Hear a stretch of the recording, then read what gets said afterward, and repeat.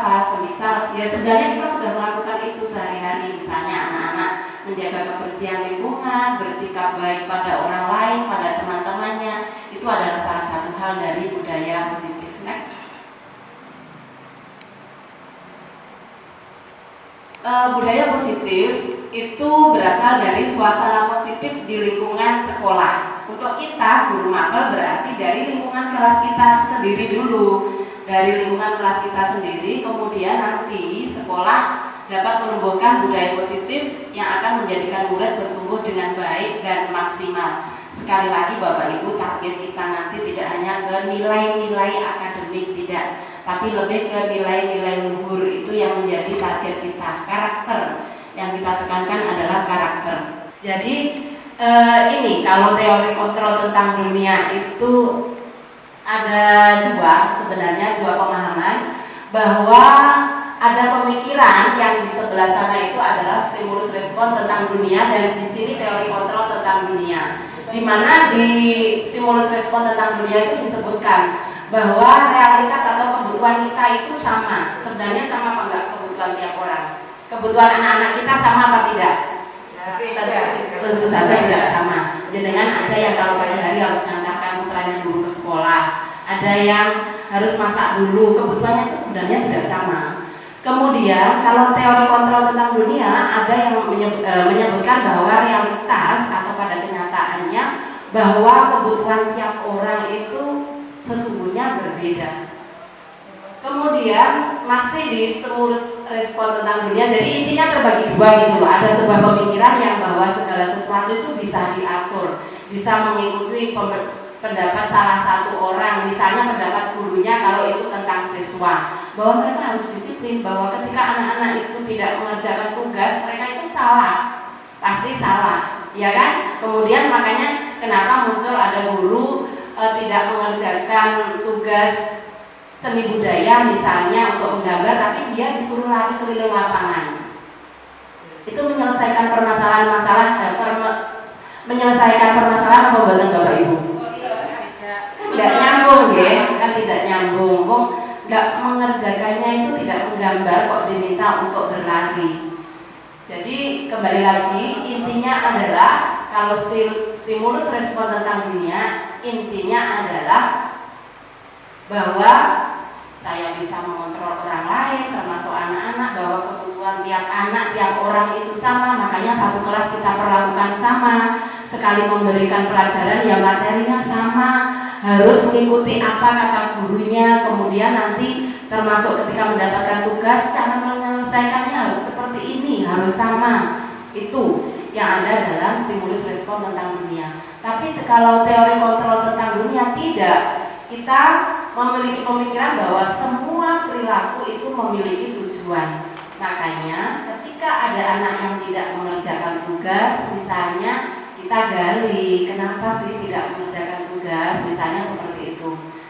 Dia aslinya seperti apa. Tapi kalau pas ada orang yang ingin orang tersebut memuji dia, bukan Pak Pujianto ya, dia akan berlaku dengan sangat baik gitu. Itu motivasi perilaku manusia pada dasarnya bisa seperti itu. Kemudian ini motivasi yang berikutnya, yang seperti datang tanpa peraturan pun tidak telat, itu tadi, tanpa punishment atau hukuman tidak telat. Itu menjadi orang yang mereka inginkan dan menghargai diri mereka sendiri, juga nilai-nilai yang mereka percaya. Ini yang sebenarnya yang kita tuju itu seperti ini lah. Sebelum anak-anak kan kita harus seperti itu dulu, ya kan? Kita perlu menggali hal dari diri kita dulu. Apa sih sebenarnya yang saya inginkan ketika saya menjadi seorang guru, seorang pendidik? Kenapa kok seperti itu, Bu? Bagaimanapun kita sudah terjun mencari rezeki, mendapatkan rezeki di dunia pendidikan. Kalau kita tidak mau berubah, tidak mau merubah sebuah paradigma, kita yang akan tergerus oleh zaman. Dan ini sebenarnya bisa dilakukan dalam hal apapun, tidak hanya dalam hal yang berhubungan dengan dunia pendidikan kita. Next, Mas, coba. Keyakinan kelas akhirnya menuju ke sana. Sebenarnya ini nanti berakhirnya ke apa tadi Pak yang jenengan sampaikan? Budaya. Kebiasaan. Oke, pembiasaan menuju karakter. Berawal dari kita membuat keyakinan kelas dulu. Keyakinan kelas akan memotivasi perilaku murid dari dalam, sehingga segala yang diyakini akan dapat dilakukan dengan sukarela dan tanpa paksaan. Ini nanti kita coba nih Bapak Ibu, terutama yang wali kelas. Kalau guru mapel, sedikit saya berikan contoh. Contoh pengalaman, maksudnya bukan contoh apa, contoh pengalaman. Kemarin ketika pembelajaran bahasa Inggris, saya di semua kelas saya membuat kesepakatan kelas. Anak-anak saya minta menulis di buku catatan, menurut saya buku pinjam Pak Arman. Buku catatan yang paling depan di sini. Iya, PR-nya. Di yang paling depan anak-anak saya minta menulis, tapi itu setelah terbentuk keyakinan kelasnya dulu, kesepakatan kelas dulu. Kesepakatan kelasnya apa saja kemarin di kelas saya itu tentu saja tiap kelas tidak sama. Karena yang memutuskan kan anak-anak juga. Ya sebenarnya gurunya itu yang mancing, mengarahkan, tapi kan keputusannya akhirnya baru sama anak-anak. Di antaranya kemarin itu sebenarnya ada di foto saya. Di antaranya adalah kalau kelas bahasa Inggris itu tertib selama pembelajaran. Itu kami jabarkan bareng-bareng. Yang termasuk tertib apa saja, tidak keluar masuk Bu, kemudian tidak main HP. Saya kan kadang karena pelajaran bahasa Inggris masih memanfaatkan internet kan, itu tapi dengan kesepakatan. Jadi anak-anak tahu ketika pembelajaran dia main HP, saya tanya sudah tertib apa belum? Iya Bu, disimpan. Itu hanya gitu tanyanya, atau gimana? Langsung disimpan. Tapi kalau memang kami membutuhkan, kan anak-anak sudah tahu karena berasal dari dirinya tadi, sudah tahu bahwa sekarang saatnya memanfaatkan HP, ya dimanfaatkan dan biasa, gitu loh. Maksudnya karena gini, saya membandingkan ketika kami belum membentuk keyakinan kesepakatan kelas, beberapa anak itu main game terus. Ada nggak di kelas dengan yang seperti itu? Banyak, game. Jadi itu setelah peristiwa itu gampang sekali. Padahal mereka sendiri loh yang memutuskan itu. Oh enak sekarang itu. Dan itu insya Allah nanti akan berlaku di kelas-kelas jenengan juga. Ya kita yang harus yakin dulu awalnya. Jadi tidak ada peraturan. Saya tidak punya peraturan sekarang untuk anak. Tapi kesepakatan. Termasuk hadir tepat waktu. Saya sampaikan juga yang hadir tepat waktu itu tidak hanya anak-anak. Tapi saya juga harus imbang kan. Anak-anak juga mau kalau anak-anak terus yang disuruh hadir tepat waktu sementara kita tidak tepat waktu kan anak-anak itu menilai. Saya sampaikan tadi bahwa anak-anak itu sebenarnya cara berpikirnya sama dengan kita, hanya mereka dalam tubuh yang masih anak-anak gitu. Jadi saling menghargai. Tapi saya sampaikan, kan saya itu sering ya tiba-tiba dipanggil oleh bapak kepala sekolah gitu. Harusnya pelajaran, harusnya apa, rapat.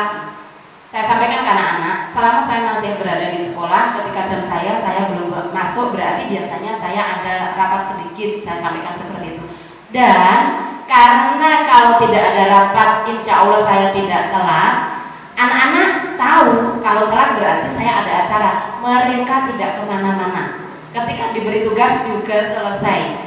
Saya cerita seperti ini kan karena kalau saya di pelajaran yang sama sebelumnya tidak seperti itu, gitu loh. Jadi ini apa ya? Ini sebuah hal positif yang saya kira bisa jenengan semua coba. Pertama dari mata pelajaran kita dulu. Kemudian termasuk kemarin di antara kesepakatannya adalah boleh minum dari botol. Jadi jangan terlalu kaku. Sesuatu yang bersifat manusiawi biarkan saja. Anak-anak itu terkadang ada masukan gini, boleh makan Bu? Gitu. Tanya saja. Kalau kamu makan, kemudian temanmu nggak makan, gimana perasaanmu? Dipancing aja anak-anak. Nanti mereka akan memutuskan sendiri. Jadi itu salah satu prosesnya seperti itu. Intinya kita menggali ke anak-anak. Sebenarnya kita kan intinya mirip saja dengan membuat peraturan, gitu kan? Tapi caranya yang berbeda, prosesnya yang berbeda. Jadi prosesnya lebih memanusiakan mereka, meminta pendapat mereka, meminta mereka memutuskan sendiri. Termasuk kemarin ketika pertama membuat keyakinan kelas di kesepakatan kelas di kelas 8C2, saya karena di ruang sana. Saya kan bertanyakan anak, kalian pernah nggak membuat seperti ini? Enggak Bu. Kemudian menurut kalian bagaimana sih ketika kalian diminta seperti ini? Ternyata mereka lebih bahagia. Kenapa? Mereka tidak lagi merasa terpaksa, karena ketika ingin melakukan hal positif itu berasal dari mereka sendiri. Catat ya. Maksudnya sebenarnya kita itu mungkin selama ini keliru gitu loh, ada sedikit kekeliruan cara memperlakukan mereka, padahal sebenarnya kalau kita judulnya peraturan, kita kan harus ngotot-ngotot, nggih napa nggih? Nggak boleh mengenakan sepatu berwarna selain hitam. Di sini saja kesannya sudah beda, nggak boleh atau dilarang. Wis di otak ini wis stres dhisik gitu rasanya. Tapi kalau misalnya ke sekolah dengan mengenakan sepatu berwarna hitam, menurut jenengan sama apa sedikit berbeda? Berbeda, nggih, berbeda dari kalimatnya saja, tapi nanti itu akan menimbulkan rasa yang kesadaran dari diri tadi, kesadaran dari diri. Jadi hukuman tidaklah tepat diberikan kepada murid yang berbuat salah. Oh, ini mengarah ke restitusi lah. Restitusi yang lebih tepat dilakukan karena akan memunculkan solusi dari dalam diri. Ini nanti kesepakatan kelasnya saya tambahkan di belakang. Ini yang masih berhubungan dengan pelajaran kita. Jadi ketika anak-anak berbuat salah, karena tadi ada sebuah teori bahwa sesungguhnya setiap perilaku itu memiliki alasan. Ada nggak yang selama ini memberikan hukuman ke anak-anak? Nggak ada nih. Mungkin tahun-tahun sebelumnya, alhamdulillah tahun ini karena pembelajaran kita jamnya sudah sangat terkurangi, jadi untuk masuk saja 2 jam pelajaran yang 60 menit itu sudah sangat kurang sekali. Nggak sempat sudah menghukum anak-anak. Tapi sepertinya kalau melihat cerita anak-anak itu masih ada mungkin guru yang ketika masuk itu sedang kondisi emosinya sedang nggak enak atau gimana, jadi sudah masuknya sebentar, yang kelas di sini ngamuk. Mungkin anak-anak jadi kan ada yang cerita seperti itu mungkin, atau hanya anak-anak itu mengada-ada, saya juga nggak tahu. Yang tepat ketika anak-anak melakukan kesalahan adalah kita melakukan sebuah hal yang disebut dengan restitusi. Restitusi itu apa sih? Kembali. Terus apa Pak? Guru bahasa ini mesti ngomong dipecah-pecah ya. Jadi restitusi itu adalah mencari solusi dari diri sendiri sebenarnya. Kita tinggal menggali ke anak-anak. Menurutmu yang kamu lakukan baik enggak? Kamu inginnya bagaimana? Seharusnya bagaimana? Pasti nanti akan ketemu. Nggak ada anak-anak yang tidak ingin melakukan hal yang baik. Kemarin ketika saya memberikan tugas membuat kartu ucapan, kan ada sebagian anak itu yang belum selesai. Ternyata anak-anak itu begini, ketika kan anak-anak targetnya pertemuan berikutnya greeting card atau kartu ucapan sudah selesai dan mereka presentasi di depan. Capek ya Bapak Ibu? Sambil didahar makanannya, yang nggak ada itu di sampingnya. Boleh minum, seperti dengan anak-anak boleh minum. Jadi Pak, maaf ya lama ya, lanjut dulu. Ini sebenarnya saya cerita praktek baik ya, praktek baik sebenarnya, best practice sebenarnya, tapi ke arah karakter gitu. Saya tanya, gimana ini yang belum selesai, ada yang nyeletuk? Kalian presentasinya gimana, kan saya gitu ya. Yang sudah selesai kan jelas, mereka presentasi ke depan membawa greeting card-nya, dan meskipun tugasnya adalah tugas pelajaran bahasa Inggris, saya tidak memaksa anak-anak untuk berbicara bahasa Inggris. Ya tapi harus ada bahasa Inggrisnya minimal, karena anak-anak itu sempat ketika saya ada pendamping praktek itu kesini, lalu saya ngajar pertama di kelas ini 8A1, anak-anak saya tanya, ayo nggak ada yang jawab. Guru ini sopo aku. Tapi nggak apa-apa, itu kan kelas pertama, it's okay gitu loh, nggak apa-apa. Dan saya juga nggak marah, saya malah ketawa. Padahal dalam hati ya izin kalau pendamping praktekku. Tapi ke anak-anak kan saya nggak boleh. Mereka ya oke saja, memang baru belajar pertama ya kan. Kalau sebelumnya pembelajaran online, kan mereka ketika Google Meet itu kelas saya nggak pernah banyak. Dan saya yakin kelas dengan juga begitu. Ketika Google Meet itu 4, 6, 8, itu 10 itu bagus sekali. Makanya ketika saya tanya how are you, mereka nggak bisa jawab, ya maklum ya kan, yang salah siapa? Saya kan, bukan mereka. Ya saya ajari saja biasa. Kemudian setelah itu ketika di sana lanjut ya, yang peristiwa anak-anak itu tidak mengerjakan tugas, itu akhirnya setelah tidak mengerjakan tugas ada yang nyeletuk begini. Salah satu anak laki-laki saya ingat, Bu, saya lari saja keliling halaman, panas-panas jam terakhir. Bu, saya lari saja keliling lapangan, berarti itu jam 11 ya, jam terakhir ya.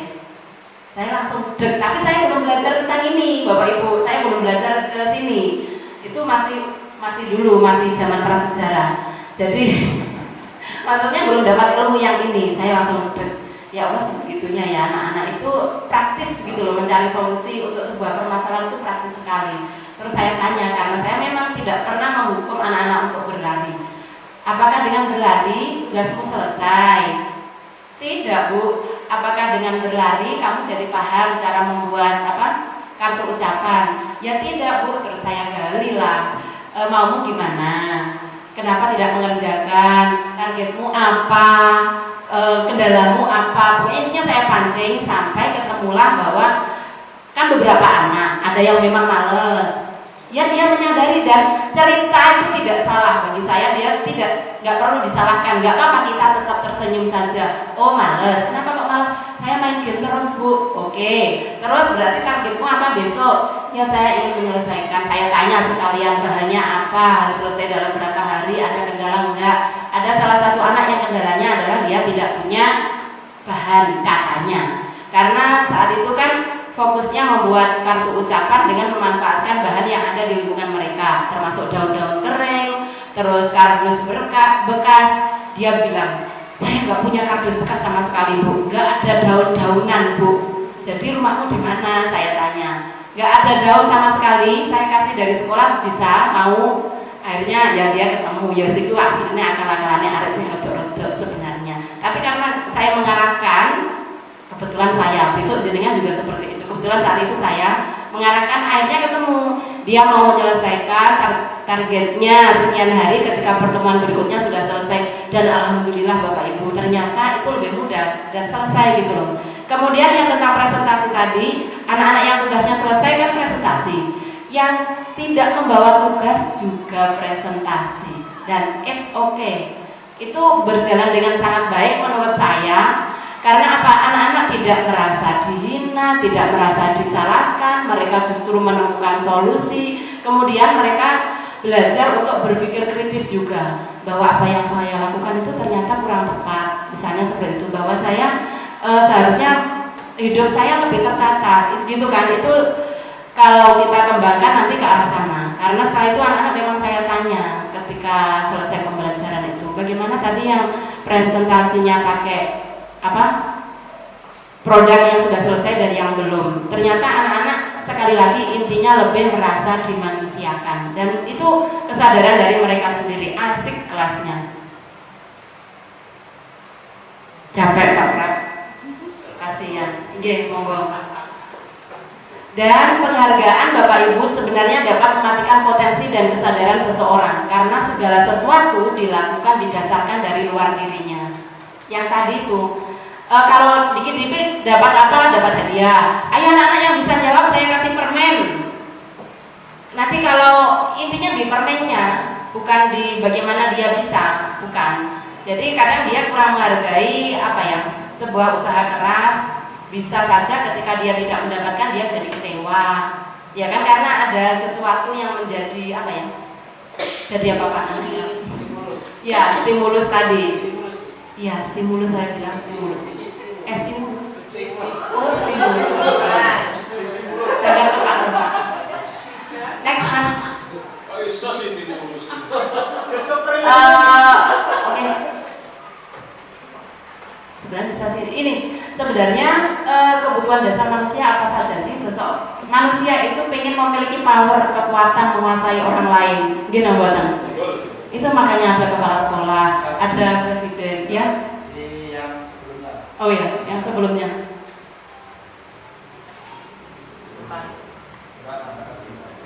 Karena bukan yang itu. Yang mana? Karena terus menjadikan setelahnya. Oh, ini. Angkatan umum. Iya. Jangan video kan? Oh iya. Karakter. Tapi harusnya sebelumnya nanti gurunya tidak. Terima kasih. Jadi kesadaran diri itu luar biasa. Next. Jadi ini nanti kita akan menuju ke keyakinan kelas. Sebelum ke keyakinan kelas diawali dengan kesepakatan kelas dulu. Sebenarnya anak-anak, manusia-manusia kecil, anak-anak didik kita itu adalah manusia-manusia yang cara berpikirnya sama dengan kita juga. Ingin dihargai, ingin diperlakukan dengan hormat. Tapi mungkin kita itu sebagai guru kan terbiasa mendidik anak-anak seolah-olah kita itu yang paling ngerti mereka harus seperti apa dan mereka harus menjadi apa. Ya kan? Biasanya selama ini kita terbiasa seperti itu. Kenapa? Karena memang kita dibentuk dari pendidikan kita seperti itu. Pendidikan untuk menjadi guru itu nanti mengajarnya begini, begini, begini.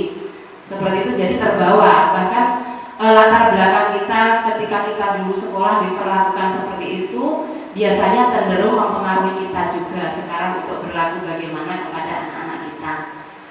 Namun sebenarnya ada sebuah teori tentang bagaimana seorang anak itu ketika dia diberikan peraturan, itu sebenarnya anak-anak itu melakukan peraturannya dengan ikhlas apa enggak, Bapak Ibu? Tidak. Bu Widi langsung menjawab tidak. Target di sekolah kita nanti apa saja? Misalnya nanti kita tentukan dari karakternya apa saja. Besok saja Pak. Ya, ini di intinya dulu ya. Intinya nanti akan seperti itu.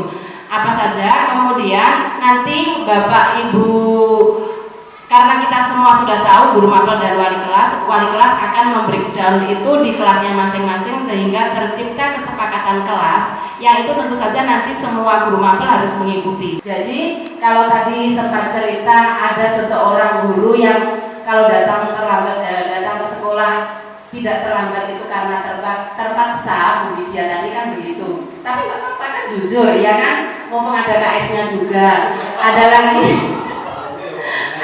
orang yang memang disiplinnya itu berasal dari dirinya, nggak ada pengaruh dari luar bahwa karena adanya peraturan, karena ditegur kepala sekolah atau temannya nggak enak sama teman, bukan. Tapi karena ingin melakukan yang terbaik untuk dirinya sendiri dan dari dirinya sendiri. Jadi bukan karena pengaruh peraturan atau orang lain atau pengaruh dari pihak luar. Motivasi internal namanya, motivasi dari dalam diri. Nah ini yang kita harapkan nanti akan muncul di diri anak-anak kita. Kalau biasanya kemarin mungkin hari ini kita masih memaksakan segala sesuatu ke anak-anak, besok kita memaksanya dalam bentuk hal lain.